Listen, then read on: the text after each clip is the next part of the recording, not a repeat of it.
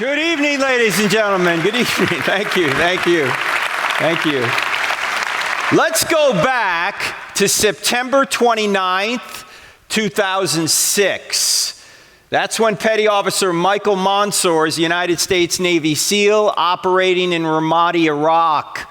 Mansour is standing on a roof in Ramadi, and he's standing in front of a doorway to this roof. He has two Navy SEAL teammates lying in the sniper-prone position next to him. They've already taken AK-47 fire and a rocket-propelled grenade, but they're not exactly sure where the enemy is. There's a bit of a lull in the fighting. Insurgents have blocked off the streets in Ramadi, and there's someone on the loudspeaker in the town mosque yelling, "Kill the Americans!" As Mansour and his team are looking for the next attack, an insurgent from an unknown location throws a grenade up on the roof. It hits Mansour in the chest, and it falls to his feet.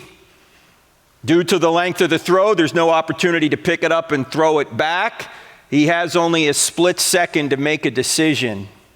He can leap through the doorway behind him and save himself, but if he does, his two teammates lying at his feet will surely die. Mansour yells, "Grenade!" But instead of jumping backward to save himself, he jumps forward, chest first, onto the grenade. It detonates. 30 minutes later, 25-year-old Michael Mansour is dead. His two teammates lying on the roof receive only minor injuries because Mansour's body muffled the blast. One of the survivors said at Mansour's funeral, "Mikey looked death in the face that day and said, 'You will not take my friends, I will go in their stead.'" I've never seen a United States president cry until April of 2008. That's when President George W. Bush invited Mansour's parents into the East Room of the White House to give them their son's Medal of Honor posthumously. The president couldn't even get through the citation without breaking down. Since then, Mansour's high school in Garden Grove, California, built a new stadium. They named it Michael A. Mansour Memorial Stadium. The golden trident insignia that the SEALs wear dominates the 50-yard line. January 2019, North Island, California, just outside of San Diego, the United States Navy commissioned the USS Michael Mansour, the newest guided missile destroyer in the fleet, Zumwalt class. This is Mansour's mother, Sally, being escorted onto the ship, named in honor of her fallen son. Now, why did they do this? Because Michael Mansour literally sacrificed himself to save his friends. There's no greater love than to sacrifice yourself to save your friend, said Jesus of Nazareth before he went to the cross. Michael Mansour sacrificed himself to save his friends. The question is, would anyone sacrifice himself to save you? And the answer is, someone already has. His name is Jesus of Nazareth. But in today's culture, many people don't think the story's true. They think it's invented. After all, it was written down by religious people. We know religious people tend to embellish things. And it's got miracles in it, like a resurrection. How many people in this room have ever seen someone rise from the dead after being dead for 3 days? Yeah, I didn't think so. Yet if you're a Christian, you have to believe something that none of us have ever seen. How rational is that? Well, I actually think it's quite easy to show that Christianity is true. You only need to answer 4 questions. In other words, if you investigate these 4 questions, I think you'll realize that the answer to these 4 questions is yes. And if the answer to these 4 questions is yes, then Christianity is true. What are the 4 questions? Here are the 4 questions. I need sound for this, Daphne. It's cool sound. There you go.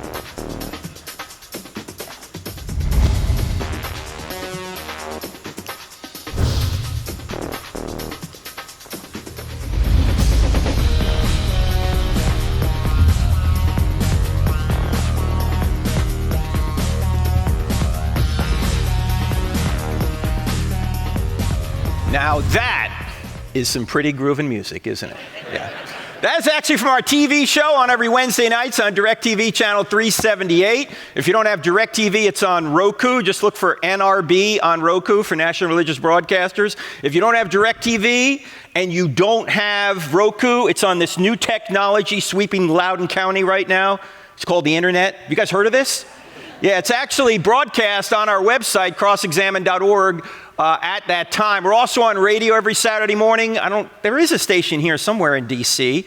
It's the American Family Radio Network. When is that, Pam? Do you know what that is? It's 91.3, but if you can't listen to it then, it's podcasted. It's called I Don't Have Enough Faith to Be an Atheist. And what we do is we present evidence for Christianity, and we cross-examine ideas against it based on our website there, crossexamine.org. Now, why are these the four questions? Truth, God, miracles, and the New Testament. And this is going to serve as our outline here tonight and also Wednesday night. Tonight, we're going to try and get through one and say half of number two there, and then we'll do miracles and the New Testament on Wednesday night, Lord willing. But let's ask the question, does truth exist? Why is that important? Well, you hear people saying there's no truth. You got your truth. I got my truth. All truth is relative, right?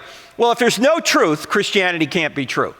Of course, if there's no truth, then atheism can't be true either, right? In fact, if there was no truth, would you ever go to school? Would you ever go to church? Would you be ever to call somebody out on a lie if there was no truth? No, lies presuppose there's truth, right? Of course there's truth. We're going to cover that here tonight. Second question, does God exist? Obviously, Christianity can't be true if there's no God, but I hope to show you tonight and Wednesday night that there really is a theistic God. That's a spaceless, timeless, immaterial, powerful, moral, personal, intelligent creator who created all things and sustains all things to this very moment. We're going to look at three arguments for this being. These arguments are taught in the Bible, but you don't need the Bible to know them. In fact, you can establish that God exists without any reference to any religious book. The third question, are miracles possible, is important because if miracles are not possible, Christianity can't be true. Because if the resurrection didn't occur, Christianity's false. But I hope to show you tonight that not only are miracles possible, but the greatest miracle in the Bible has already occurred, and even atheists are admitting the evidence for this miracle. Then we're going to get to the key question, is the New Testament true? The New Testament doesn't have a prayer if there's no truth, no God, or no miracles. But if truth exists, if God exists, if miracles are possible, then we can see if there's enough evidence, if the New Testament documents are historically reliable enough to let us know if one event from the ancient world took place critical to Christianity, and that event would be the resurrection, right? Because if Jesus rose from the dead, game over, Christianity's true. If Jesus didn't rise from the dead, game over, it's false. You might as well sleep in on Sunday and do what you want the rest of the week, because if Jesus hasn't risen from the dead, Christianity is false. As the Apostle Paul himself said in his first letter to the Corinthians, he said, your faith is in vain if Jesus hasn't risen from the dead. Do you realize that Christianity is a world religion, one of the few, if any, that you can actually investigate historically to see if it really is true? So that's what we're going to try and do. And then Austin said we're going to get into some questions later. We're going to do Q&A. That's actually not true. Instead of Q&A, we're going to do all Q, no A. All right? So everyone gets to ask a question, takes all the pressure off me. All right? Now we're going to get to questions later, but we got to start right here at point one. Does truth exist? You guys ready to go? All right. Whenever you start talking about truth, you always have to start with Jack Nicholson. Right? Because Tom Cruise had him on the witness stand and he said to him, Colonel, I want the truth. And Nicholson said, you can't. One guy got it right. Some guy over here. The rest of you, that was really weak. You can't handle the truth. If he said it that way, the movie would have gone nowhere. That's not how he said it. Here's how he said it. I want the truth. You can't handle the truth. All right, let's try it again. I want the truth.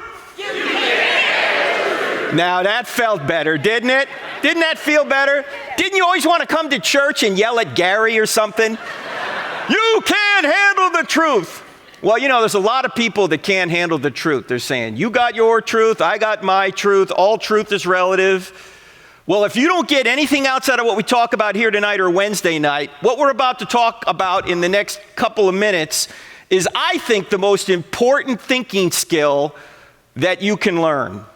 And if you get this thinking skill down, half of what you need to know to defend the Christian faith you'll already know. Why? Because this thinking skill will help you discover what is false. And there are so many false statements in our culture today that if you can expose them as false, you can avoid them and concentrate on what is true. And to show you what a dimwit I was 33 years old. I already had a master's degree from George Washington University. And I didn't know what I'm about to tell you right now. I had to go to seminary to learn this, okay? And it's so simple. Once you get this thinking skill down, you're going to become a fearless apologist. Now, and by the way, an apologist is not somebody that says you're sorry. An apologist is someone who's giving evidence for what he or she believes, okay? So here's the thinking skill. Well, I'm going to show it to you by giving you an illustration of using it. If someone were to say to you, there is no truth, you should ask that person a question. What should the question be? Yes, if somebody says there's no truth, you want to say, hey, is that true? Is it true that there's no truth? Because if it's true that there's no truth, the claim there is no truth can't be true, but it claims to be true. Did I say that right? Can everybody see this is a self-defeating statement? What's a self-defeating statement? A self-defeating statement doesn't meet its own standard. A self-defeating statement violates the law of non-contradiction, one of the fundamental laws of all thought, that says that opposite ideas cannot both be true at the same time and in the same sense. For example, if I were to say I can't speak a word in English, what would you say? You just used English to say it, right? This is a self-defeating statement. And the easiest way to identify self-defeating statements is to turn the claim on itself. That's the thinking skill. You've got to get good at turning the claim on itself. So when people say things, you just want to call a timeout briefly and apply the claim to itself, or turn the claim on itself. So let's do a few more of these. If somebody were to say something like, all truth is relative, you hear that a lot, right? If you turn the claim on itself, what question would you ask back? What would you say? Is that relative? Yes, is that a relative truth? No, this is an absolute truth, right? It's an absolute truth while claiming all truth is relative. It's like when people say there are no absolutes. What are you going to say to them? Is that an absolute? You absolutely sure, right? Now, in our culture today, it's not said this way very often anymore. This is the way it's often said. There isn't the truth, only my truth. You've probably heard that, right? You've got your truth, I've got my truth. Let's just all get along. You live your truth, I live my truth. It sounds so right. It sounds so Oprah, doesn't it? It sounds like everybody ought to agree with this, right? There's just a problem. When somebody says there isn't the truth, only my truth, if you turn the claim on itself, what question are you going to ask back? This is the interactive portion of the program, okay? You can say this. Is that just your truth or the truth? Right? If this statement up here is just your truth, in other words, just your opinion, then why should I believe it, right? But if you're saying that this statement up here is the truth, you just got done telling me there aren't any the truths. Do you see the problem here? This is a the truth statement claiming there are no the truths. I know this is not popular in our culture today, but there's no such thing as my truth or your truth. There's just the truth. In fact, to say you have your own truth, you might as well say you have your own math. Suppose you hire me to do something. You say, Frank, I'll give you $15 an hour. Tell me how many hours you worked, and I'll pay you. So I work 10 hours. I come to you. I go, okay, work 10 hours at $15 an hour. You owe me $150,000. And you go, what are you talking about? I don't owe you $150,000. I owe you $150. And you go, no, you don't understand. I have my own math, right? What would you say to me? You'd go, you're crazy. That's right. Look, there isn't the truth. There isn't your truth or my truth. There's just the truth. There isn't your math or my math. There's just math. I know that's unpopular today, but that's the truth. Now, sometimes it's actually said this way. It's true for you, but not for me. Well, you know, Christianity may be true for you, but Buddhism's true for me. What do you say to that? Are you guys still here? This is also self-defeating. It's just a little bit more subtle. If you turn the claim on itself, when somebody says it's true for you but not for me, you can say, hey, is that true for everybody? Is true for you but not for me true for everybody? Because if true for you but not for me is true for everybody, then true for you but not for me can't be true because it's true for everybody. Did I say that right? I know that can give you intellectual constipation if you think about it long enough. But that's because it's self-defeating. It's like saying I can't speak a word in English. Actually, there's a more fun way of dealing with this. If somebody says it's true for you but not for me, say, sure, go try that with your bank teller. Yeah, go to your bank teller and say, look, gas prices are up, you know, all the prices are up. I need some more money. Give me $100,000 out of my account. The bank teller looks at your account and says, I'm sorry, you only have $6.12 in your account. It's easy to get the money. You simply say, ha! That's true for you, but not for me. Give me the $100,000. Are you going to get the money? No. If it's true there was only $6.12 in your account, that's true for all people at all times in all places when referring to your account at that time. It's just true. You know, I go to a lot of churches. I normally ask people, do you think Christianity's true? And most people will say yes. And then I'll ask them why. Do you know what answer I get more than any other? Because I have faith. Is that a good answer? Does your faith change whether or not God exists or Jesus rose from the dead? No, your faith doesn't change a thing about those things. I mean, do you have to believe something to make it true? I mean, do you have to believe in gravity to stay on the ground? Do people who don't believe in gravity float away? Hey, look, there's another one. Hey, if you believe, you'll come back. No, that's not the way it works. You say, why is the Bible always talking about faith then? Because there's two kinds of faith. This is a very important distinction. There's belief that, and then there's belief in. Belief that is getting evidence that God exists, that Jesus rose from the dead, that the documents are telling us the truth. All that is apologetics, getting evidence for what you believe. But all the belief that in the world won't get your moral transgressions forgiven. For that, you got to go from belief that to belief in. James, the half-brother of Jesus, who wrote that little book in the New Testament called, you guys are sharp tonight. James says even the demons believe that God exists, but they tremble.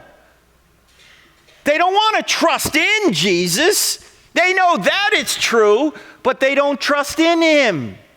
Because there's a difference between belief that and belief in. Belief that is just of the head. Belief in is not only of the head, but it's of the heart.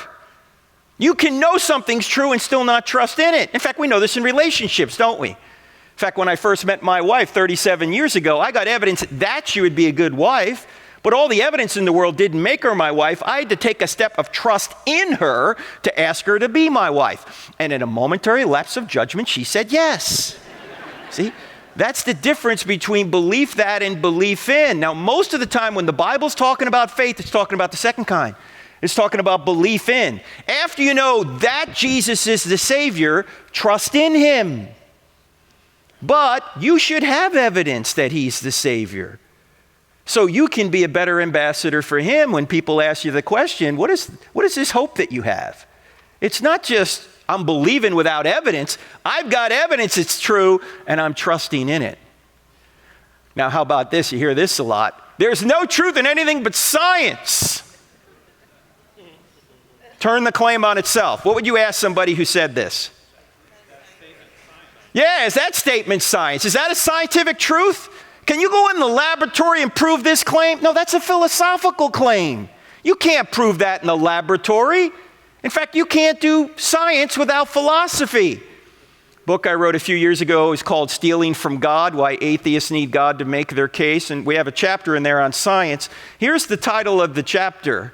Science doesn't say anything. Scientists do. Now, why am I saying that? Because all data needs to be gathered, and then all data needs to be interpreted. And who does that? Scientists do that. Science doesn't say anything. Did you ever wonder why you get conflicting advice on COVID? You ever wonder why? Look, if scientists have good data and they interpret it properly, you're going to get good advice. If they have good data but don't interpret it properly, you're going to have bad advice. If they've got bad data, it doesn't matter how they interpret it, you're going to get bad advice. If there's a political agenda, oh no, that'll never happen. Are you kidding me? Why do we think that scientists are immune to the same three temptations the rest of us have? What are the same three temptations that can cause any of us to fudge the data or look the other way? Sex, money, and power. That's why the Proverbs talk so much about sex, money, and power. Because those are three good things, but they're so good we'll often take shortcuts to get them. So science doesn't say a word. It's scientists that say things. And sometimes a scientist's philosophical presuppositions will cause them to interpret the data improperly. Or one of those sex, money, or power factors might cause them to interpret the data differently. Now, science is very important, as you all know. It makes our lives a lot more comfortable. But science has nothing to do with the most important things in life. Honey, do you love me? Yeah. Why? I don't know. Let's run some kind of experiment. No! Oh, this is the big one in our culture. You ought not judge. Especially if you're a Christian. Jesus said don't judge. Why are you judging, you hypocrites? All right, let's set Jesus aside for just a second. What's the problem with this statement logically? If somebody says you ought not judge, yeah, well, you're going to say, hey, isn't that a judgment? Or if they say you ought not judge, you might put your hands on your hips and say, then why are you judging me for judging? Now you might say, wait a minute, Frank, didn't Jesus say don't judge? Nope, never said it. Sure he did. He said it in Matthew chapter 7, verse 1. All right, I know this is going to sound weird for a second, but it's true. There are no verses in the Bible. There are no verses in the Bible. Do you think when Matthew was writing his biography of Jesus, which we now call a gospel, he said, here's chapter 7, verse 1? No, when were the chapter and verse divisions put in there? About 500 years ago to help us navigate the text. Now that's a good thing. Why? Because if you didn't have numbers in your Bible, it would be really hard to find your way around, right? Imagine if Pastor Gary got up here one Sunday and you didn't have numbers in your Bible and neither did he, and he said, all right, let's go about 2/3 of the way in. Let's see if we can find the same spot, right? You wouldn't be able to do that, right? I mean, numbers are important, but the problem is we think if it's got a number in front of it, we can make it say whatever we want. You can't do that. You can only maybe do that in Proverbs because that's what those are for. You got to read around the passage. All right, now I'm going to get in trouble with some of you here, but I'm leaving in a couple days, okay? This is why, ladies and gentlemen, Jeremiah 29:11 does not apply to you. You know Jeremiah 29:11, oh, the plans I have for you, plans to prosper you. That was not written to us. It was written to the exiles who went to Babylon 2,600 years ago. Unless you're 2,600 years old and living under Nebuchadnezzar in modern-day Iraq, that passage does not apply to you. It tells you something true about God, but it's not a promise to you. I always ask people that quote Jeremiah 29:11. You know, it's on pillows, it's on birthday cards, it's all over the place. I always ask them, why don't you quote Jeremiah 44:11?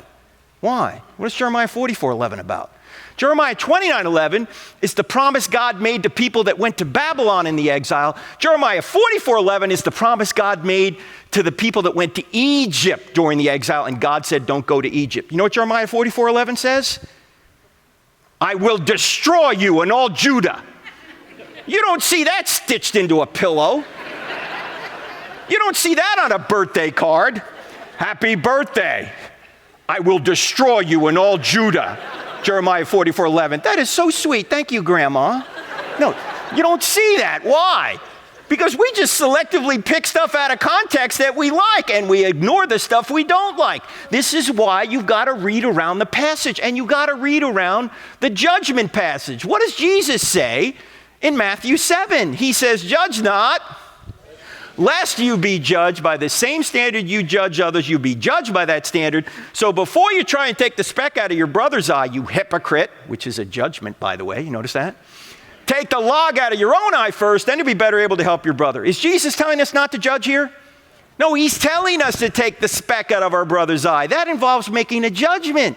He's simply saying, get that problem out of your life first so you can better help your brother. So this is not a command not to judge. It's actually a command on how to judge. If you've got that problem, fix it, then go help your brother. But it would be completely ridiculous to say don't make judgments. Why? Number one, it's a judgment itself. Number two, you'd be dead already if you didn't make judgments. You made 100 judgments getting over here tonight. And now you're going, this was a bad judgment. This guy's crazy. Everybody makes judgments. Atheists make judgments. They judge there's no God. They judge Jesus didn't rise from the dead. They judge there's no meaning to life. When you die, you're just going to become worm food. It's hopeless. Have a nice day. These are all judgments. The question isn't whether or not you can make judgments. The question is, are your judgments true? I will say this, though. Jesus did save a very stern rebuke for people who were judgmental. And who were the judgmental ones in his day? The Pharisees. And who were the Pharisees? What was their job? They were the religious and, important, political leaders of Israel. They were on the Sanhedrin, many of them, the Jewish ruling council, to whom Rome delegated much of the political day-to-day authority to. They were the politicians of the day. And Jesus went after these people. Are you telling me Jesus got involved in politics? Yes! And he wasn't so nice doing it. In fact, if you think Jesus was a sweet guy who's never said a bad word about anyone, you have not read John chapter 2, John chapter 8, or Matthew chapter 23. What happens in John chapter 2? Jesus makes a whip and he goes and he jacks people up in the temple. What? Sweet and gentle Jesus did this? Yes. And then in John chapter 8, he's having an argument with these political religious leaders, these Pharisees. He's right in the middle of the argument and he says, your father is the devil. Jesus, you can't say that. That's not very Christ-like. Excuse me, I am Christ. Can you imagine you're having an argument with somebody and you say, your father is the devil? Never try that with a sibling. And then in Matthew chapter 23, Jesus, talking to these same Pharisees, says, woe to you, scribes and Pharisees, you hypocrites. You strain out a gnat and swallow a camel. Oh, you look great on the outside. You're whitewashed tombs. But on the inside, you're full of dead men's bones. You go a mile to make a convert, and then once you make them a convert, you make them twice as much a son of hell as you are. How will you avoid being condemned to hell? What? Sweet and gentle Jesus said this? Yes, Jesus was not Barney. Can't we all get along, boys and girls? No! I came to bring a sword. It's going to divide mother and daughter, father and son. Jesus was not Mr. Rogers. Can you say kindness, boys and girls? Look, I mean, he was kind most of the time, but he certainly didn't go around saying this sermon brought to you by the letter E. No, Jesus was tough. In fact, why did they kill him? Number one, he claimed to be God, which was blasphemy to the Jews and sedition to the Romans. And number two, he spoke truth to power, particularly the temple authorities who knew that Jesus was the Messiah. I think Caiaphas knew that. Why? He had seen Jesus raise Lazarus from the dead. He knew it happened. And what does Caiaphas say right there in John chapter 12? It's better that one innocent man die than the whole nation perish. Sex, money, power. I don't want to lose my power. This innocent man needs to die. By the way, I've noticed one other thing about judging. You ever notice that when you compliment somebody, which is a judgment, nobody gets upset? You know, if you say to your best friend, I really love you. You're such a wonderful person. I wish I could be like you. You think your friend's going to say, well, who are you to judge? Right? I've noticed that people don't have a problem with judging. They just have a problem with judgments they don't like. In fact, if you tell somebody something that's true and they get upset with you, you just helped convict them. As Augustine said, we love the truth when it enlightens us. We hate the truth when it convicts us. For those military people here, and by the way, I was in the Navy for 8 years, which stands for never again volunteer yourself. For you military people in here, you always get more flack when you're over the target. If you're telling somebody something that's true and they're mad at you, they're going to be shooting back at you. You're over the target. They don't want their evil deeds exposed. As Jesus said, men love darkness rather than light. So we have to make judgments, but we have to make judgments without being judgmental. In fact, someone put it this way, that evangelism is just one beggar showing another beggar where the food is. Now, we could spend a lot more time going through these self-defeating statements, but we don't have that time. We got to keep moving. So I just want to sum everything up this way. Can everybody see that this statement right here shoots itself? Can everybody see that? And all the other statements we just went through, they shoot themselves, which means if our reasoning is good here, that relativism and postmodernism are false. Why? Because they claim it's true that there is no truth. So you can't get away from truth. Well, actually, you can get away from it temporarily. How? You suppress it. This is what Paul talks about in Romans chapter 1. We suppress the truth in unrighteousness because we want to go our own way. Now, we go to a lot of college campuses, 15 to 20 a year, to present a presentation like this called I Don't Have Enough Faith to Be an Atheist. In fact, here's a picture of one we did at the University of Wisconsin at Madison, which loves the Bible about as much as the University of California at Berkeley does, okay? Anyway, when an atheist gets up to the microphone, and we'll have microphones here later. If you're an atheist, thank you for being here. But it's not fair of me to ask you a question without me warning you what the question is. So I may ask you this question that I ask people on college campuses, and here's the question. If Christianity were true, would you become a Christian? I've had atheists stand at that microphone in front of hundreds of people and say, no. No? How's that reasonable? You say you wouldn't believe something if it were true? It's not reasonable. The problem isn't in the head, the problem's in the heart. They don't want it to be true. They don't want there to be a God. Why? Because they want to be God of their own lives. They're not on a truth quest, they're on a happiness quest. And they're just going to believe whatever they think is going to make them happy. Here's the problem, ladies and gentlemen. You can make yourself happy over the short term doing a lot of fun things, but over the long term, it's a disaster. And everyone in this room who's over 40 years old knows what I'm talking about because many of us have tried it ourselves, right? I'm going to do it my way. Yeah, that's not going to work long term. Sorry. If you want contentment, you got to go straight through truth, and Jesus is the truth. So always ask the question, if Christianity were true, give it up for Jesus, that's right. Always ask the question, if Christianity were true, would you become a Christian? If the person hesitates or says no, the problem isn't in the head, the problem's in the heart. Doesn't matter how much evidence you give them, they're not interested. They're looking for God like a criminal's looking for a cop. They don't want it to be true. So, we know that truth exists. The next question, however, is it true that God exists? And I mentioned there are three arguments that we're going to look at for the existence of God. We can't spend a lot of time on these arguments, but a significant amount of time of the entire presentation we will spend on this because this is very important. If it's true that God exists, then we'll see that miracles are possible, and we'll also see that Jesus actually rose from the dead, which means Christianity is true. But we got to deal with this question first. Is it true that God exists? Well, the first argument we're going to briefly look at is the argument from the beginning of the universe known as the cosmological argument. Now, cosmological just comes from the Greek word cosmos, which means world or universe. And it says if the universe had a beginning, then it must have had a beginner. The second argument is the argument from design known as the teleological argument. Telos is a Greek word meaning design or purpose. And it says if there's design in the universe and design in life, then there must be a designer. Now, there's scientific evidence that you can look at for these two arguments. We'll look at some of it here shortly. The third argument doesn't have any science behind it, yet it's the argument we've all known intuitively since we were very small children. It's more of a philosophical argument. And it's the argument from morality known as the moral argument. It says if there's one thing morally wrong out there, just one. Like it's wrong to torture babies for fun.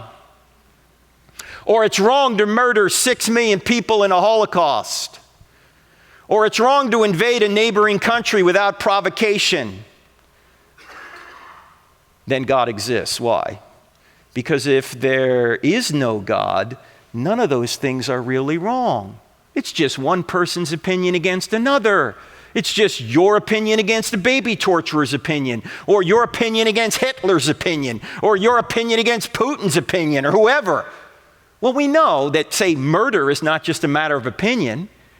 If that's the case, there must be a standard of rightness that we're obligated to obey, and any deviation from that standard would be what we would call evil. That standard is what all people know to be God's nature. If God exists, there's real right and wrong. If God doesn't exist, there isn't. Now, we'll get to that argument probably Wednesday night, but we got to start right here at the cosmological argument.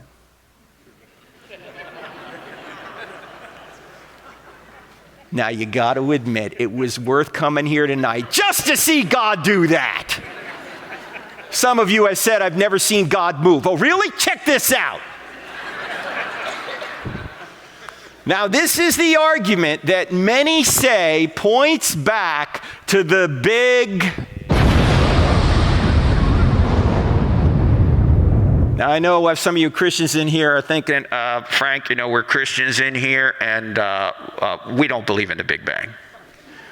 You guys don't believe in the Big Bang? I believe in the Big Bang. I just know who banged it.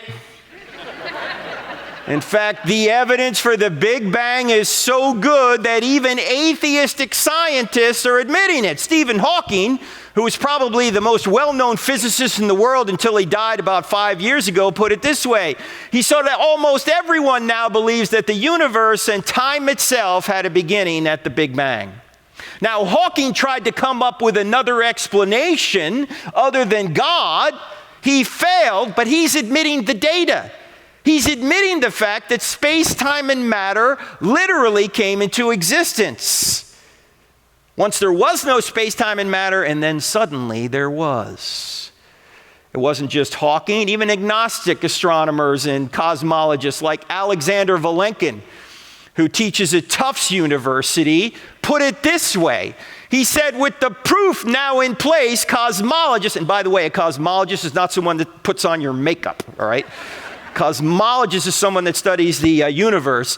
Cosmologists can no longer hide behind the possibility of a past eternal universe. There is now no escape. They have to face the problem of a cosmic beginning. Interesting, he uses a couple of words here that are unusual. The first word is the word proof. Why does he use that word? Scientists normally don't use that word because science, by definition, is tentative. Because new data can come in, overturn previous theories. Happens all the time. But you know what Vilenkin says? He says, I see so much evidence pointing toward the fact that there was a beginning that I'm going to say it's a proof. The other interesting word is the word problem. Why is it a problem that there's a cosmic beginning? Because if space, time, and matter had a beginning, if nature had a beginning, what could have caused nature? Not more nature. Something beyond nature. Something we would call supernature. Now, we're not going to go through the evidence for this tonight. Why? Number one, we don't have time. Number two, it's all in the book. I don't have enough faith to be an atheist, chapter 3. And number three, it's not controversial. Even the atheists are admitting it. The only question is, what could have caused space, matter, and time to come into existence? Well, let me just ask you, ladies and gentlemen, if space, matter, and time literally had a beginning out of nothing, what do you think could have caused it? Something that's spaceless, timeless, immaterial, powerful to create the universe out of nothing, personal in order to choose to create. You say, why personal? Because to go from a state of nothingness to a state of creation, someone had to make a choice, and only persons can make choices. Also, the being would have to be intelligent in order to have a mind to make a choice. Now, when you think about a spaceless, timeless, immaterial, powerful, personal, intelligent cause, who do you think of? God. You say, how do you know it's the Christian God, Frank? We don't. This could be Allah at this point. This could be some other theistic God. We don't know at this point. But we do have 6 attributes for what could be the God of the Bible. How are we going to discover who this God is? We got to go through the rest of the questions. And when we do go through the rest of the questions, I think we're going to realize that the same being that walked out of the tomb 1,989 years ago is the same being in whose divine nature created the universe out of nothing. We haven't gotten there yet. We could have the biblical God here. We don't know if it's the biblical God, but we'll see as we go further, all right? Now, the second argument is the argument from design, known as the teleological argument. And years ago, I had a couple of debates with Christopher Hitchens. You guys remember Christopher Hitchens? He was a brilliant British atheist who sounded more brilliant than he was because he had a British accent. Anyway, what Hitchens did to his credit was admit that this argument is the hardest to answer for an atheist. And there's 2 aspects to it. One aspect is that the universe is designed, and the other aspect is that life is designed, you're designed. Let's just take a look at the universe first. This is known as the fine-tuning of the universe. Scientists have discovered in recent decades that the parameters of our universe are so precise that if you were to change any one of, say, a dozen of them, virtually imperceptibly, there would either be no universe or certainly no universe that could support life. In fact, let's start with an atheist admitting this. Again, Stephen Hawking. Here's what he said about the expansion rate of the universe. He said if the expansion rate of the universe was different by 1 part in 1,000 million, a second after the Big Bang, the universe would have collapsed back on itself or never developed galaxies. If the expansion rate was that infinitesimally different from the very beginning, none of us would be here. Now, you can't make any sort of evolutionary explanation for this. You can't say, oh, well, the expansion rate just evolved to that point by chance, whatever that means. Why? Because it's one of the initial conditions of the universe. It started right where it needed to start. What could have caused that? Seems to me the same being that created space-time and matter is the same being that fine-tuned the expansion rate to be precisely what it needed to be for us even to exist. Not only that, the gravitational force, if it were altered by more than 1 part in 10 to the 40th power compared to the strong nuclear force, we wouldn't exist. What's 1 part in 10 to the 40th power? That's 1 part in 1 with 40 zeros following it. You say, Frank, I can't get my head around that number. I know, neither can I, so let me give you an illustration. Cover the entire North American continent in dimes, all the way to the moon. That's 238,000 miles. Dimes, all the way to the moon. And then do that on 1 billion other North American continents. Then randomly mark 1 dime in those piles, mix them all together, throw your blindfolded friend in there and say, just pick one at random. The odds that he's going to pick that 1 marked dime is 1 chance in 1 with 40 zeros following it. Is he going to pick that dime? No. He's not going to do it. That's the kind of precision that's necessary for us to exist here on earth. Now, some will say, well, this happened by chance. Ladies and gentlemen, is chance a cause? Does chance cause things? Who caused this? Chance. He was just here. No. Chance is not a cause. Chance is a word we use to describe mathematical possibilities. Chance doesn't do anything. When scientists use the word chance, you know what they mean? We don't know. That's what they mean. Look, ladies and gentlemen, there's only 2 possible explanations for that value being right where it is.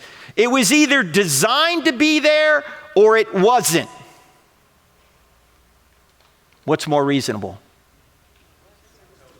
Somebody designed it to be there. Otherwise, you got to believe in finding 1 dime by random in 1 billion North American continents in dimes stacked to the moon. Not going to happen. Now, it's not just this is just a couple of about a dozen of these parameters. about our universe, but even our solar system appears to be designed with us in mind. Let's take a look at the solar system here for a second.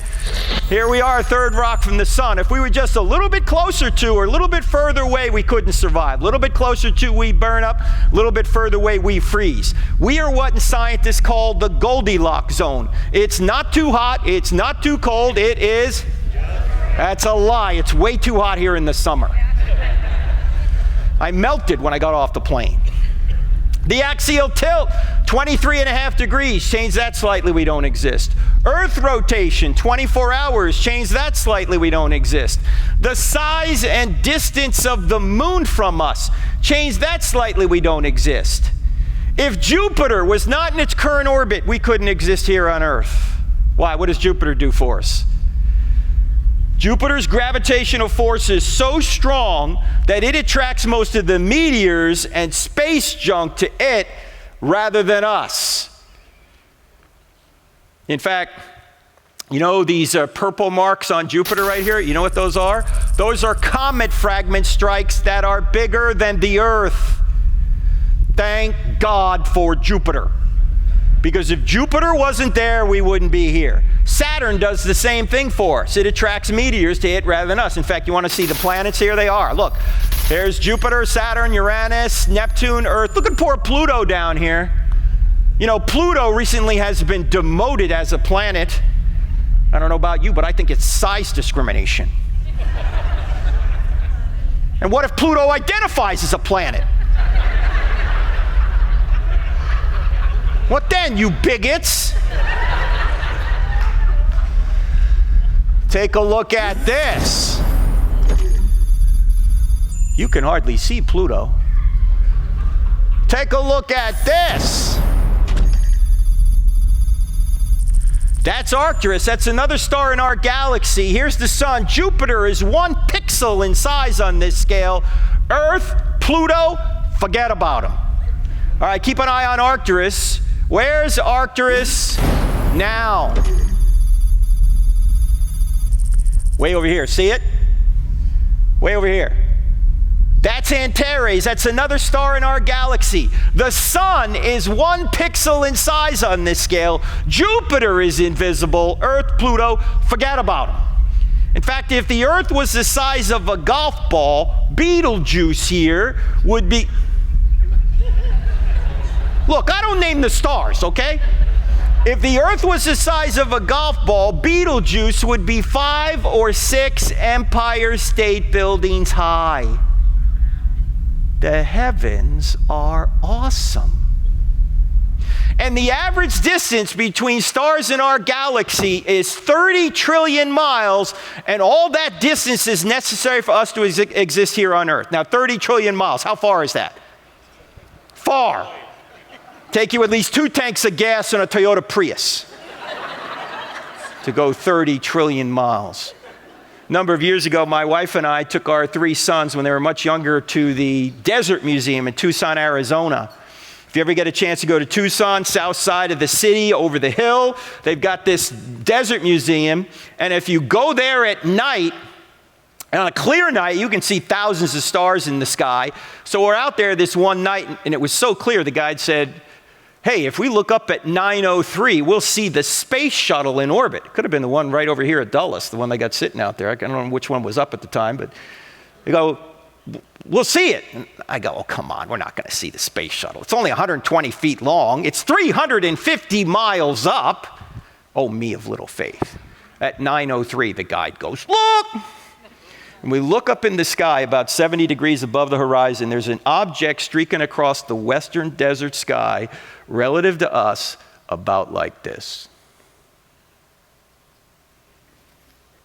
I mean, it's really cooking. When it got right about here, it disappeared. I don't know whether Scotty beamed it up or what. Actually, what happened was, despite the fact that we were in total darkness, the space shuttle was so high up that the sun was still reflecting off of it. And when it got out of the range of the sun, we couldn't see it anymore. Now, when the space shuttle was in orbit, the space shuttle was traveling at about 18,000 miles an hour. That's 5 miles per second. You got trouble getting to work in the morning? Take the space shuttle. You'll be 5 miles a second. Think about how fast that is. Well, I did a little calculation and try and figure out how long would it take us if we could get in the space shuttle and go from our star, the sun, to another star an average distance away inside our galaxy, 30 trillion miles. In other words, how long would it take us to go 30 trillion miles if we could go 5 miles per second? How long? A long time. You must be a math major. Yeah. It would take us 201,450 years. That means if we got in the space shuttle at the time of Christ and started traveling from our star, the sun, to another star an average distance away in our galaxy, we've been going 5 miles a second for 2,000 years. We would be less than 1/100th of the way there right now. And we're going to explore space. No, we're not. We're not going anywhere in space. It took us 9 years to get to Pluto. Now, look, if our solar system was the size of a quarter, and the sun's in the center and Pluto's on the outer rim of the quarter, you know where the next nearest star is? It's 2 football fields away. We're not going anywhere in space. It's too far.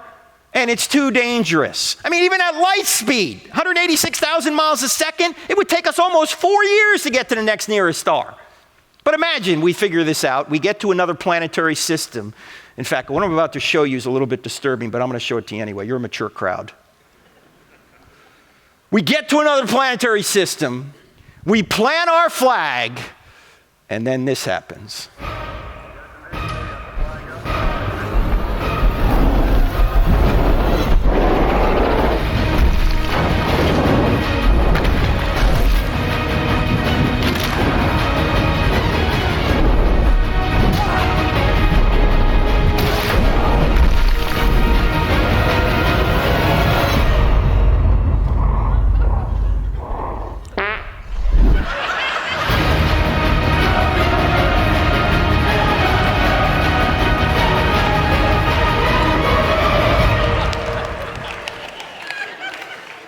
Beans are not for astronauts, ladies and gentlemen. Now, to show you how analytical my wife is, I showed her that video, and she smiled just a little bit, and she said, "That's illogical. There's no sound in space." You were thinking, weren't you? For as high as the heavens are above the earth, so great is his love for those that fear him, says the psalmist. Well, how high are the heavens above the earth? We've got 30 trillion miles between stars in our galaxy, but what about other galaxies? I mean, how high are the heavens above the earth? Well, the Hubble Space Telescope has helped us discover that. Now you know we have a new telescope up there, the James Webb, but a number of years ago, they trained the Hubble Space Telescope for 11 days exposure time on 1/26 millionth of the sky. What's 1/26 millionth of the sky? Go outside tonight, put a piece of rice on the end of your finger, hold it up. That piece of rice represents about 1/26 millionth of the sky. So they did this for 11 days exposure time. This is called Hubble Ultra Deep Field. You can Google this. This is in the public domain. In fact, I'm going to play you a little video they put together. I don't know if you can see this, but on the bottom of this screen here, these are mountains, okay? And this is the southern hemisphere. I'm going to start this little video, and it's going to show the constellations come up, and then Hubble is going to zoom out to 1/26 millionth of the sky. There is no audio. It's just a bunch of pictures put together in a video. You guys ready? Let's see what Hubble discovered in 1/26 millionth of the sky. There are the constellations. Now here we go.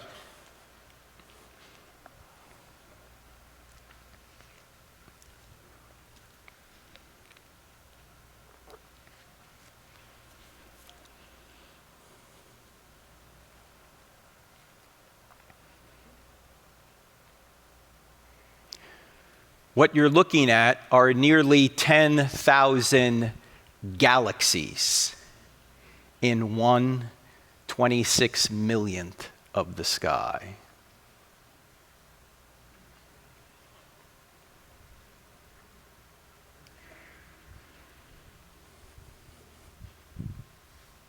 Now you know what the Bible means by the heavens declare the glory of God. Now, how many stars are there in the entire universe? If we have 10,000 galaxies in 1/26 millionth of the sky, how many stars are there in the whole universe? The number of stars in the entire universe are about equivalent to the number of grains of sand on all the beaches, on all the earth, times 100,000. And to go from one star to another star, going 5 miles a second, will take you over 200,000 years.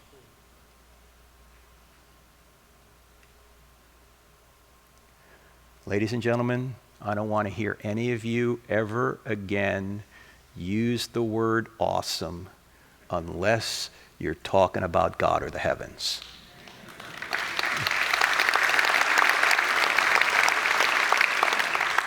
Awesome shot, dude. Awesome shirt, dude. Awesome TikTok video. No!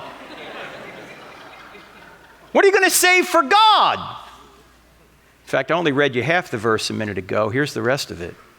For as high as the heavens are above the earth, so great is his love for those who fear him. As far as the east is from the west, so far as he removed our transgressions from us.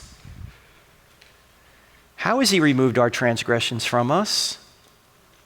He took them upon himself. People are all upset because Jesus says he's the only way. That's not an arbitrary claim, ladies and gentlemen. He doesn't say, I'm the only way because I'm God, get over it. The reason he's the only way is because his justice is infinite. How infinite? As high as the heavens are above the earth. But thankfully, his love is infinite as well. So what does he do?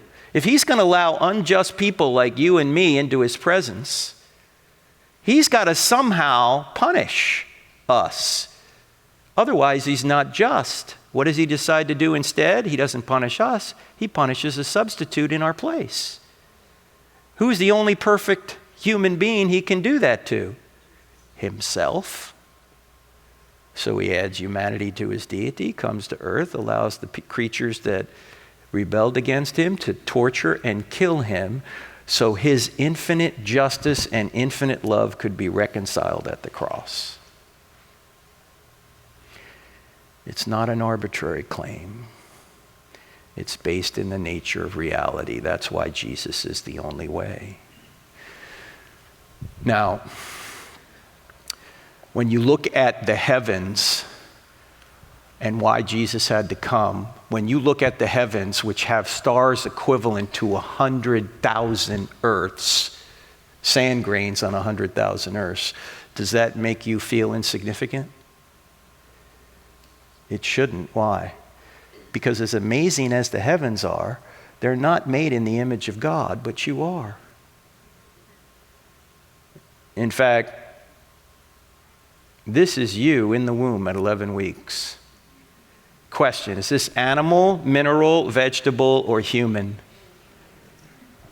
In fact, let's go back even further than 11 weeks. Let's go all the way back to when your mother and your father got together to conceive you. Have you guys had this talk before? I see some young people in here, so I'll try and be discreet.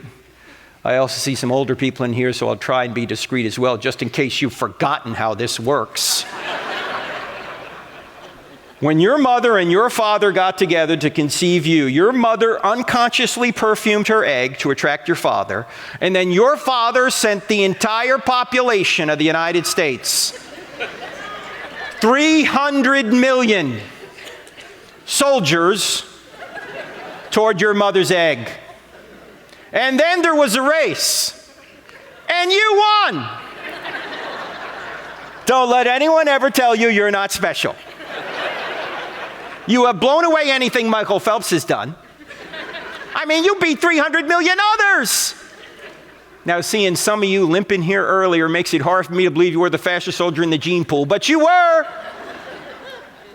Now, your soldier was 20 to 30 times smaller than a grain of salt. Yet it contained half of the 3.2 billion letter software program, your genome, your DNA, all the letters in the right order, contained half of that. And your mother's egg was about the size of a period at the end of a sentence in an average book, and it contained the other half of the 3.2 billion letter genome, your software program, your DNA. And when your soldier and your egg came together, a new 100% genetic human being was created. Do you know you have not received any more genetic information from this point till right now? Your genetic information has just duplicated itself. In fact, there were only 4 things separating you from adulthood: time, air, water, and food. Those are the same 4 things that separated 2-year-old from adulthood. Does this have implications on the abortion issue? Yeah, I think it does.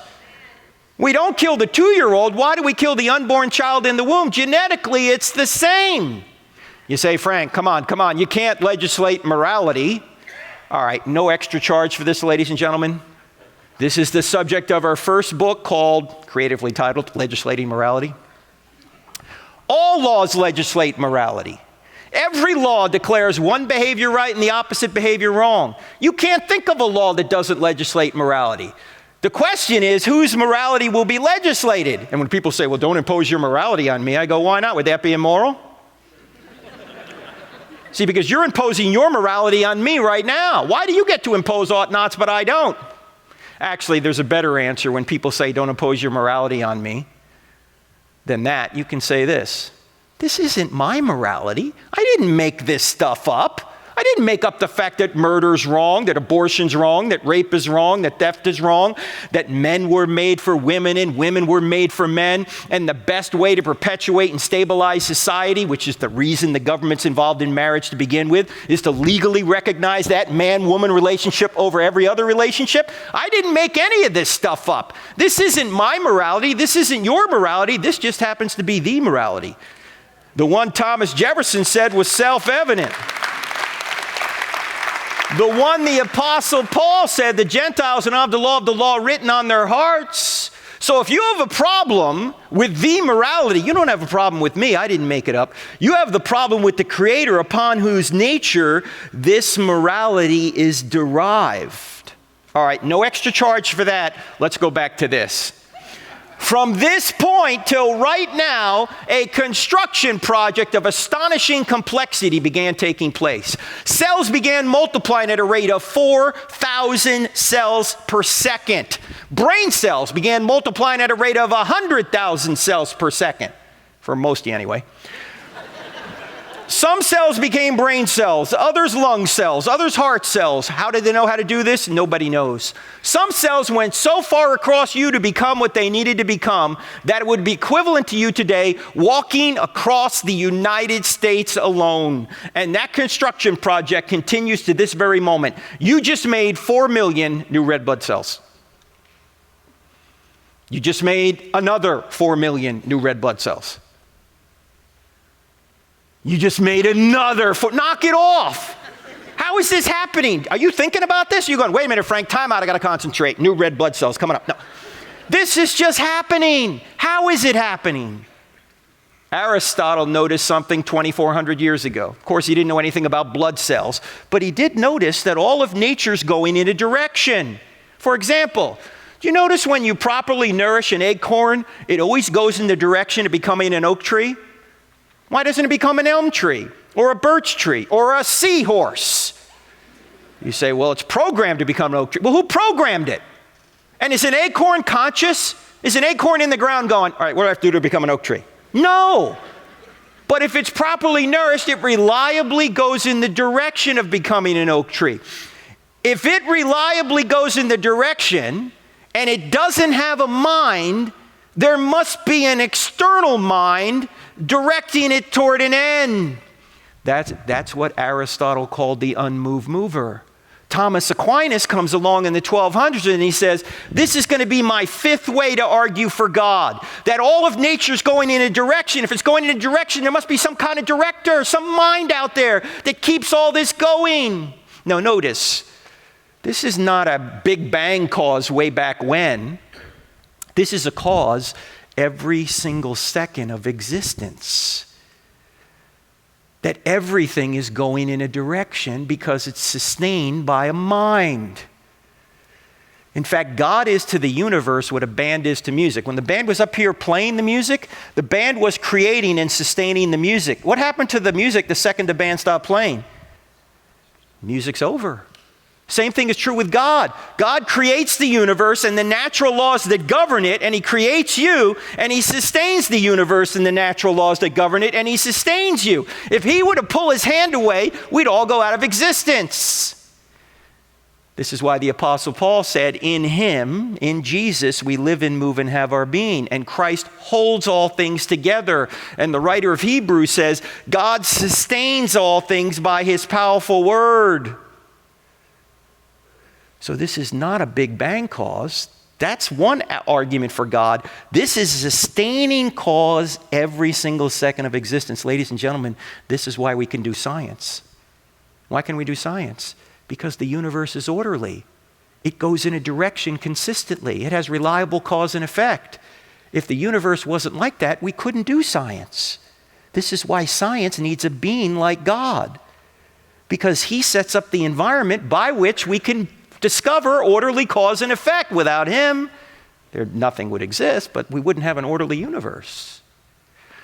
So, there's a lot more in the books on this, but we've got to go to your questions here in just a minute. Wednesday night, we're going to come back, we're going to do the moral argument, we'll review a little bit what we did here, and then we're going to cover, the moral argument, you saw God move again. Then we're going to cover, are miracles possible and is the New Testament true? Now, if you can't come back Wednesday night, you're probably not saved. No, but if you can't come back Wednesday night, whether or not you can come back, I want you to text the word evidence to this phone number, 855-909-0582, 855-909-0582, because I'm going to send you the entire 362 slide PowerPoint presentation in a PDF format. I've showed you maybe 50 slides tonight. The whole thing is 362 slides, okay? So if you want that and a bunch of other free stuff, just text the word evidence to 855-909-0582. And then on the book table, there's the I Don't Have Enough Faith to Be an Atheist book. There's also a 12-part DVD series that gets into this in a lot more detail. And the brand new book, Hollywood Heroes, How Your Favorite Movies Reveal God. We've noticed that particularly the superhero and fantasy genre movies all borrow from the greatest story ever told. What's the greatest story ever told? Christianity. So Captain America, Iron Man, Harry Potter. Yeah, Harry Potter, believe it or not. Lord of the Rings, Star Wars, Batman, Wonder Woman, Superman, they're all in this book. So if you have a young person who's into this stuff, you're going to get biblical life lessons, and you're also going to see how the ultimate hero is Jesus. And the reason these movies enthrall us is because we all want to be taken from this place of pain and suffering to a place of bliss. That's what superhero and fantasy movies do. And that's what the story of Christianity actually is, that someone's going to come save us from this. So check all that out on the book table. All right, what we're going to do now is go to Q&A, and we've got some mics set up. And so if we could bring these mics out. And since no one likes to ask the first question, we're going to move right on to the second question. And Austin here has some questions from online, so we may start with there while people are coming up to the mics. All right, now, listen. What do we got, Austin? Dr. Turek, can I just say, first off, that presentation was awesome. No! Only the heavens and God are... Yeah, Thank right. you. Okay, we get it. All right. Nice try. But that presentation then was just okay. Oh, just okay. Yeah. All right, listen, I don't want to take too much of your time because I still want to get Frank Turek out to the table so he can sign books. We have ice cream sandwiches as well. Let's go 20 minutes to 8:50 of questions. So feel free to come to the live mics. I also have some questions that you've already texted in. So I'm going to get rolling with some of these questions, Dr. Turek. All right. These two questions are kind of similar. The first question is this: how do we talk to smarter or more intellectual families and friends about the issue of atheism Someone else says, I've watched you debate very knowledgeable atheists on YouTube. I'm just a regular guy. What hope do I have that I can convince any of my atheistic friends that there is a God? You don't have to convince them, you just have to ask them questions. So there are 3 questions you want to get used to using. By the way, these are in our app, the Cross-Examined app, 2 words in the App Store. First question, when somebody says something, like, let me give you an example. Suppose someone says, well, I can't believe the Bible because it's been changed throughout the centuries. First question you want to ask is, what do you mean by that? What do you mean it's been changed throughout the centuries? Because I've noticed that people really have believed a slogan and they don't have any evidence for this slogan. They just heard it, but they don't have any evidence for it. So you say, what do you mean by that? To figure out if they know what they're talking about. Second question is, how did you come to that conclusion? Like, why do you think that's true? Give me some evidence for your position.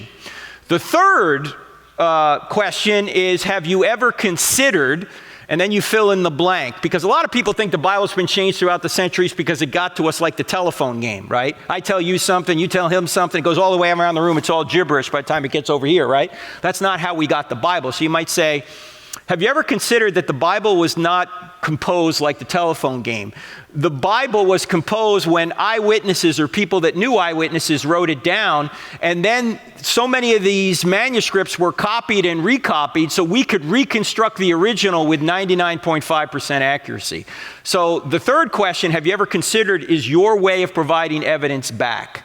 Now there's a book that my friend Greg Kokel wrote on this. It's called Tactics, and it talks about questions you can ask. Are questions hard to ask? No. Questions are hard to answer. So someone smarter than you, you just keep asking them questions until they realize they can't even support their own position. By the way, these 3 questions, ladies and gentlemen, what do you mean by that? How'd you come to that conclusion? Have you ever considered? Are questions you can use in any environment. So parents, you can use these with your kids. Like suppose your son calls you one night and says, Dad, I'm not going to be home by 11 like you wanted me to. Don't panic. First question, what do you mean by that? Second question, have you ever, or how did you come to that conclusion, right? Third question, have you ever considered if you're not home by 11, you're grounded for 2 weeks? Right? Be right home, Dad. By the way, husbands, never ever use these questions on your wives. Okay? Because if she calls you an idiot, don't say, what do you mean by that? Right? How'd you come to that conclusion? Because my wife is going to have a list 37 years long. Let's start over here. Yes, sir. What's your name? Great. Good evening. Dan Givens. Dan? Dan, Yeah, go ahead, sir. Yes, it's an honor to meet you. How do you deal with finding the balance between the asking questions, like our brother Greg said, with using the questions, controlling the conversation, and then being authoritative? In other words, when somebody cannot think that you're saying the right thing because you seem like you're unsure. You don't know what you're talking about. So you don't listen because, you don't know what he's talking about. So how do you find the balance between that with using, for example, the Columbo method? Right, that's from the Tactics book. Right, yeah. But also being authoritative and knowing that, hey, you know what you're talking about. So how do you form that balance? Well, I think that's going to be personality driven as to, how a person comes across. You want to be confident but humble at the same time. Yeah, you could be wrong. You want to be open to, maybe there's a piece of evidence I haven't heard. If you have it, I'd love to hear it. Okay, so you might want to say that. You might want to say things like, correct me if I'm wrong. But I think if you study this long enough, you're going to realize it's not the atheists that have a good case, it's the Christians that have a good case, and it's the atheists that has to have all the faith. And I think one way you can clear away a lot of the objections is to ask the question I mentioned earlier, and that is, if Christianity were true, would you become a Christian? Because I think the person's going to hesitate or say no. I've noticed that a lot of times, probably 90% of the time, the issue is not intellectual, the issue's volitional. They don't want it to be true. They're running. They're running from God. So I think you can be confident and humble at the same time and just be open. Say, yeah, correct me if I'm wrong. If you have a different perspective, let me know and back it up. Right.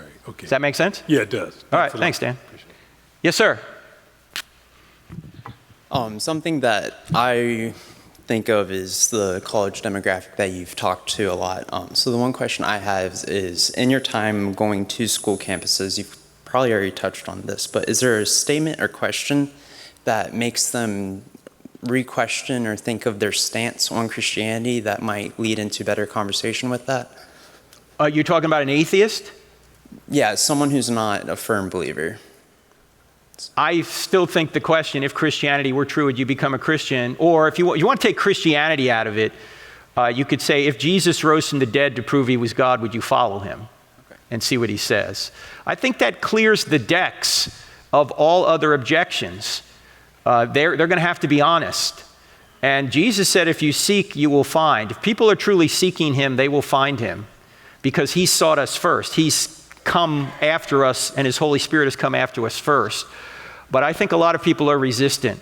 And it could be because of Christianity, that they've been wronged by a Christian. They don't like what they see on so-called Christian TV. They conflate Christianity with a politician or a political stance they don't like. And here's what you can say to somebody who has that problem. You can say, when somebody plays Beethoven poorly, who do you blame? You don't blame Beethoven. You blame the player. So when somebody plays Christ poorly, who do you blame? You don't blame Christ. You blame the people that play Christ. And none of us as Christians play Christ perfectly. We're all fallen. If we weren't fallen, we wouldn't need a Savior. In fact, I said to Christopher Hitchens in one of our debates, I said, Christopher, I'm a hypocrite. I can't live up to what Jesus said. But if I could, I wouldn't need him. And so when people tell me I can't go to church because there's too many hypocrites down there, I always say, come on down, pal. We got room for one more.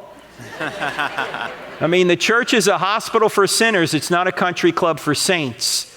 So, newsflash, Christianity is not Christians. Christianity is Jesus. So keep your eyes on Jesus. Don't let somebody who's imperfect and immoral get in your way of eternity. Does that make sense? Absolutely. Thank you. All right, thank you. Yes, sir.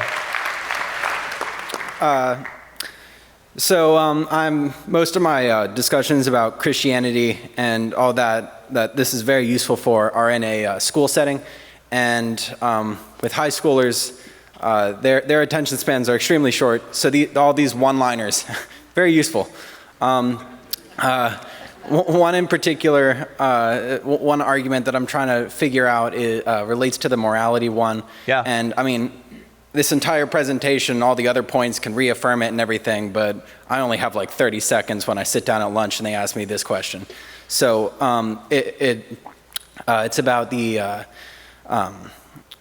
I've heard people say that evolution will explain morality, like you scratch my back, I'll scratch yours, like our species is automatically supposed to help each other, and that's why like we have all this program. Okay, yeah, there's two things going on here on the moral argument, and we'll talk about this Wednesday night, but people are confusing, this is going to sound technical for a minute, epistemology and ontology.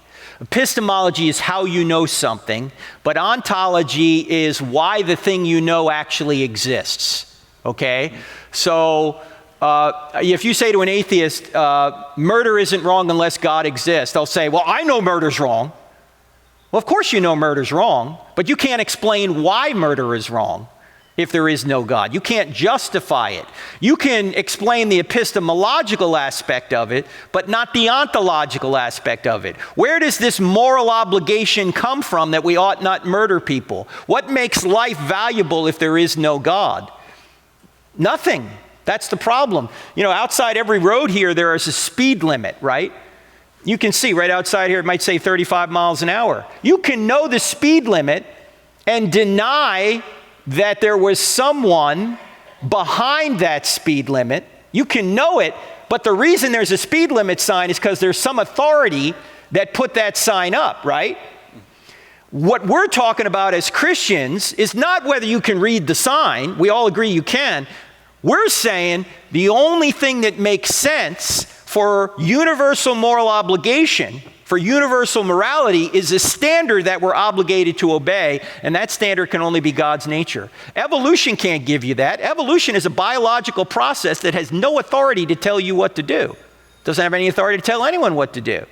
So evolution does not help their problem. And what these people wind up doing is they smuggle a moral law in to their system. So they'll say, well, evolution has taught me to cooperate so I can and they can live a better life. Time out, what do you mean by better? Now you've imported a standard. Oh, it's human flourishing. Why is human flourishing a good thing? Why not roach flourishing? Or why not Nazi flourishing rather than Allied flourishing? See, you're presupposing a standard and you're importing that standard into the system if you say evolution is our standard. And as you know, evolution changes, supposedly changes. So if things change, does that mean one day rape is going to be considered a good thing? I mean, if survival is our goal, if that's what evolution tells us, then should we rape to survive? There's so many problems with the evolutionary account of morality that it doesn't work. Yeah. All right? Thank you. All right, thank you. Yes, sir. Everybody's questions are broad and great. I have a very narrow one, and maybe just give me a wave off if it's not the right time. Dark matter, dark energy. Do you use that as part of your instruction on this? Because these essentially say, and I'll oversimplify, that the vast expanse of the universe we can't see and we don't understand, like to the 90-95 percentile, which to me says, gosh, we have somewhat of a grasp of just a tiny fraction of it when you consider dark matter, dark energy. I'm just wondering if that's something you... Well, dark energy is a mystery to scientists. Somehow it is accelerating the expansion of our universe. And the cosmological constant, which is a measure of this expansion, is fine-tuned to 1 in 10 to the 120th power, which is even more mind-boggling than the dimes to the moon illustration we gave earlier. So yeah, there's a lot we don't know, but what we do know is there was a beginning. We know it scientifically and we know it philosophically. In fact, let me give a philosophical reason. We know that if we can just spend a minute here on this, because this is interesting with regard to the beginning of time. Take a look at this for a second right here. Here's today, the present. Here's the past, like there's yesterday, there's the day before yesterday, there's last week. Let's say we don't know how far this timeline goes to the left. We don't know when or if there was a beginning. The question is, could this timeline be infinite into the past? And the answer is no. Why? Because we'd never get to today. So we know from philosophy that time had a beginning, because you can't have an infinite number of days before today. If there were an infinite number of days before today, today never would have gotten here, because you'd always have to live an infinite number of days before you got to this one. This can definitely give you intellectual constipation, right? So if that's the case, it's called the Kalam cosmological argument. If that's the case, whatever created time must be timeless outside of time. And this is one way to answer the question, who made God? No one made God, because if you're timeless, do you have a beginning? No, you didn't have a beginning. You're the first cause. You're the uncaused first cause. So the dark energy is a mystery, but it doesn't change our conclusion as to whether or not this universe had a beginning. Right. Has it introduced any humility into those scientists who are atheistic in your experience? Have any of them said, wow, this whole dark energy, dark matter thing, I really need to rethink my fundamental assumptions? Well, it's not just dark energy and dark matter, but the fine-tuning argument we went through caused Fred Hoyle, who was a big opponent of the Big Bang cosmology, wanted the steady state theory to be true, that the universe was eternal, and was an atheist. He said this: a common sense interpretation of the facts suggests that a super intellect has monkeyed with physics and biology, and there are no blind forces worth speaking about in nature. Thank you. All right, thank you. Thank you. Yeah. Are you okay extending our time to 9 o'clock? Yeah, sure. And then we'll Yeah, call whatever it. you guys Okay, wanna so do. that Yeah. gives us 15 minutes. If you have to leave, you can leave. Part 2 is Wednesday night. We'll also have more times for questions. But let's go another 15 minutes. We just don't have infinite time. Well, Yeah. yeah. But go ahead. Yeah, it's fine. Go. As long as you want to go. Next question. Here you Yeah. go. Hi, good evening. Thank you for being here. Yes, sir. So I suppose the question I have is, I'm recently married as of last June, and it just seems to be a really sad reality that we're living in now where, growing up as a kid, I'm only 25 years old, so it's really sad to say that even in, the years that I've been alive, I've gone from a world where, atheists, Christians, Muslims, and everyone in between can at least accept some objective standards, objective realities. We could at least have some sense of what is right, what's wrong, etc. So I guess my main question is the postmodernist relativist movement a rejection of accountability, truth, or both? And furthermore, why are more and more people seemingly in the last 10 years or so fearful of accepting that which is objectively true? What do you think triggered that? Well, one of the problems, it's a blessing and a curse. The glowing rectangle that we all have, the phone, makes it seem like there is no truth because you have access to everyone's opinion right on your phone. And people can argue a point back and forth ad infinitum, and it causes you to think, well, there's no certainty here. Do you know one of the problems with social media? It almost requires you to be an expert on everything if you're going to participate, right? People expect you to make a statement about something that happens in society. Why didn't you say anything about this? I don't know enough about it. I don't know, right? Silence is violence. What? I don't even know who to believe anymore, right? Honestly, I don't know who to believe on COVID. I don't. There's so much misinformation. Some of it's coming from our government. I don't know who to believe anymore. So it causes people to say, well, there's no truth. But of course, when they say that, that's a true statement, isn't it? Of course there's truth. So I think the proliferation of the internet, while it does have a lot of positives, it's also created a lot of anxiety and a lot of uncertainty in people's minds. That's why I think we got to get back to the essentials and discover if Christianity is true, then everything else changes. C.S. Lewis famously said that Christianity is either of infinite importance or of no importance. The one thing it can't be is moderately important, right? Because if there is a God who came to save us and bring us into eternity, what could be more important than that? What could be more important than eternity? Nothing. But if he didn't, it's irrelevant. But it can't be moderately important. So I think that's one of the biggest factors, is just the proliferation of information that people tend to think, well, there's no certainty in any of this. And then I guess lastly to that, what can we as Christians, more so than just as Americans in general, do to combat this proliferation of social media? Or in other words, what can we do to provide people just kind of a singular objective goal that they can aspire to in their life so that they're not just aimless? And the single goal is to know God. That's why we're here. Yep. That's why we're here, to know God and to make him known. Jesus said in John 17:3 that this is eternal life, that they, he's praying for us, that they, meaning us, may know you, God the Father, and Jesus Christ whom you've sent. That's the purpose of life. So that's what we have to focus on. Everything, he said, everything else will fall into place after that. So we have to do our best. Here's the ironic thing. There's never been a better time to know God than now. Why? Because you have unbelievable access to information. On the other hand, you have an unbelievable access to misinformation too. So we have to concentrate on knowing God. That's why we're here. okay. Well, thank you so much. All right, great Thank you. question. Yes, sir. Howdy, Mr. Frank. So I was curious, there's Buddhism, Islam, and many other religions out there. So why follow Christianity, and why did you choose Christianity? Yeah, great question. The reason that I am a Christian is because I came to faith through evidence. I read books by Josh McDowell, Evidence to Man's Verdict, More Than a Carpenter. These are books that came out in the 70s. I read them in the 80s. And then I went to Southern Evangelical Seminary under Dr. Norman Geisler, who, when I ran into him, had already written 50 books. By the time he died, he had written 129. He has written more books than most people have read. Check that, more than most people have seen, right? Who goes to a library anymore, right? So I came to faith through the evidence. And the reason that I don't think Islam or Buddhism or any of these other worldviews have all the truth is because they differ from Christianity in certain respects. Islam would agree with the first three questions: truth, God, miracles, right? They would agree with all that. What they would disagree on is the New Testament.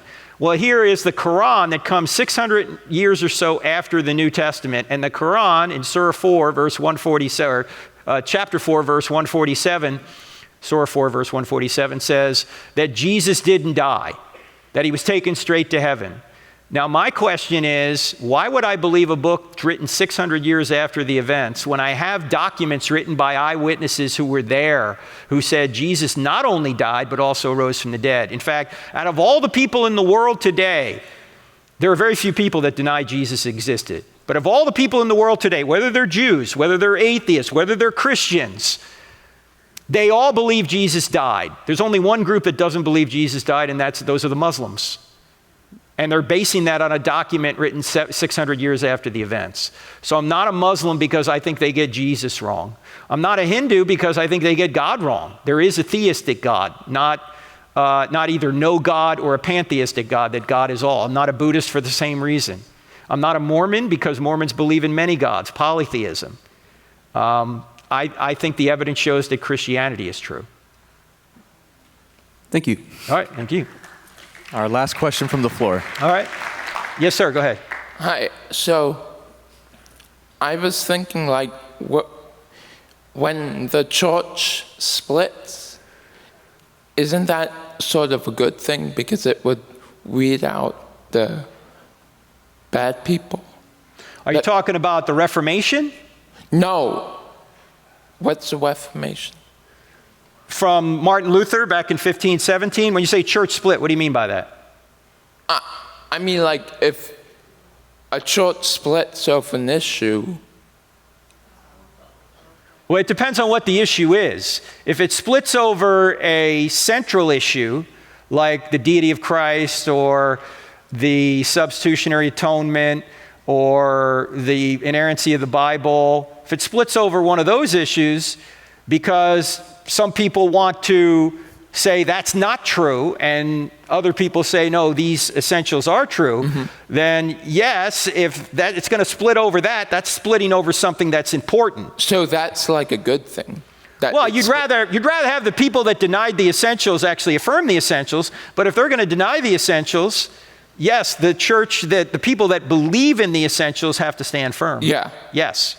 But too many churches split over the color of the carpet. Yeah. Right? Which, last I checked, is not an essential. Yeah. And like in 1 Corinthians or somewhere, well, Paul expelled the person. Yeah, 1 Corinthians 5, is that what you mean?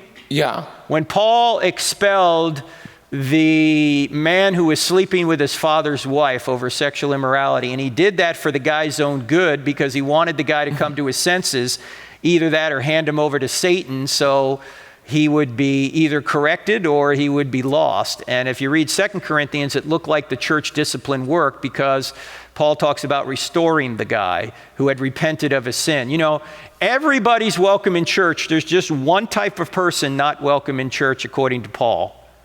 That is someone who claims to be a Christian, yet denies known sin is sin. Okay? Yeah. So everybody's welcome in the church unless they claim to be a Christian and they are denying an essential teaching of the faith, a sin. Yeah. Paul says separate from that person for their own good and the good of the body because a little yeast will leaven the whole loaf. He doesn't want the church then to start teaching wrong doctrine. Okay. Will you be signing books tomorrow? Not tomorrow, Wednesday. Yes, sir. Wednesday night. Wednesday night. Wednesday. It's not tomorrow night, it's Wednesday night. Yeah, so you'll be signing books Wednesday. Actually, Austin has better penmanship. He's going to sign them for me. Yeah. Okay? That is a great intro to our book signing time. So should I go out there? Where is it? Yeah, why don't you head out? Well, actually, no, stay. Stay here? Just stay here. Stay here. Because you're such an awesome guy. Stop! Okay, sorry. Guys, thank you so much for joining us. Again, part 2 is Wednesday night. We're going to have more Q&A because I have a ton of texting questions that we're going to get to more so on Wednesday night. Dr. Frank Turek has books out in the atrium. If you want a book, buy it in the atrium. He'll sign it for you. Spend the next half hour, pick up an ice cream sandwich. Can we give it up for Frank Turek one more time? Thank you so much. And yes, yeah, go ahead. And let me just say a quick word of prayer and then I'll dismiss you guys. God, we thank you so much for this night that you've given us. We pray that Wednesday night would be as beneficial as tonight was. Pray that you would continue to teach us and soften our hearts by the power of your Holy Spirit. We love you, God. It's in Jesus' name we pray. And everybody said, amen and amen. God bless you guys. You're dismissed. See you Wednesday night.